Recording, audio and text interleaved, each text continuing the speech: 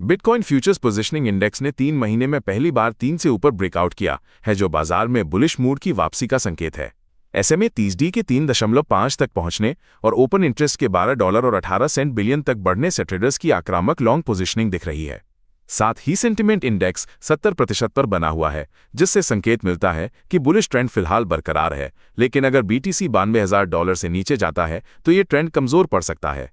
Ethereum network पर staking की गई राशि कुल सप्लाई के 30% तक पहुंच गई है, जो अब तक का सबसे ऊंचा स्तर है। संस्थागत निवेशकों और बड़े फंड्स की भागीदारी ने इस ग्रोथ को तेज किया है, जिससे 36 मिलियन से अधिक ETH बीकन चेन में लॉक हैं। लीरो फाइनेंस जैसे लिक्विड स्टेकिंग प्रोटोकॉल और बिटमाइन जैसी कंपनियों की सक्रियता के बीच इथेरियम की कीमत में 5.5% की बढ़ोतरी देखी गई है। इथेरियम नेटवर्क ने 11 जनवरी 2026 को एक दिन में 393,600 नए वॉलेट जोड़कर ऐतिहासिक रिकॉर्ड बनाया। फुसाका अपग्रेड के बाद ट्रांजैक्शन फीस में भारी कटौती और लेयर 2 गतिविधियों की सुगमता ने नए यूजर्स को आकर्षित किया। इसी अवधि में ETH की कीमत $3.330 तक पहुंची, जबकि नेटवर्क पर कुल वॉलेट्स की संख्या 17.29 करोड़ से ऊपर चली गई, जो बढ़ती भागीदारी का संकेत है।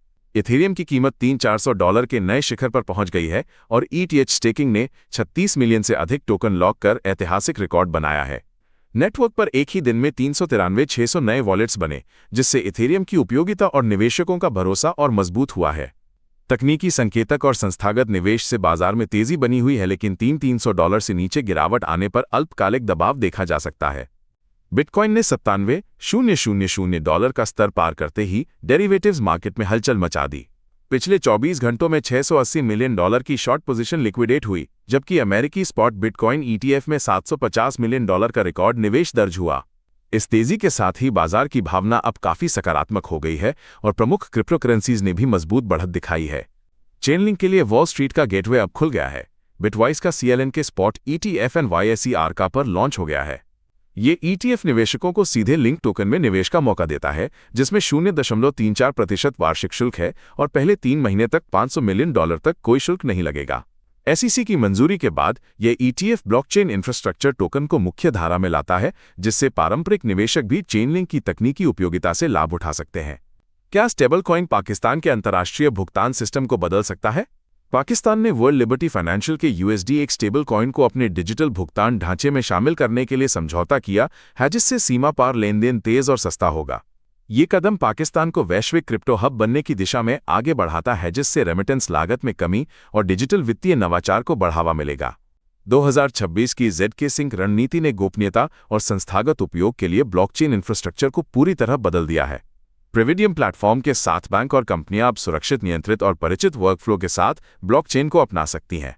एटलस और एयरबेंडर अपग्रेड ने एप्लीकेशन विशिष्ट ब्लॉकचेन और इंटरऑपरेबिलिटी को आसान बनाया, जिससे लाखों यूजर्स के लिए बड़े पैमाने पर वित्तीय समाधान संभव हुए हैं।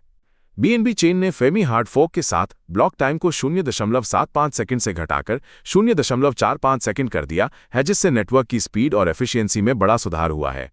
इस अपग्रेड के बाद रोजाना 2-3 मिलियन एक्टिव यूजर्स के साथ BNB चेन अब तेज ट्रांजैक्शन और मजबूत फाइनैलिटी के लिए तैयार है, जबकि TVL अभी भी 2021 के शिखर से काफी नीचे है।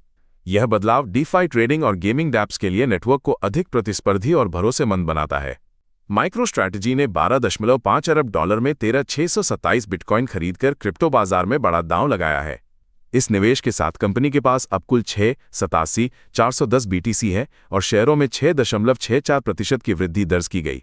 MSCI द्वारा इंडेक्स से बाहर न करने के फैसले और निदेशक द्वारा 5,000 शेयर खरीदने से संस्थागत विश्वास और मजबूत हुआ है।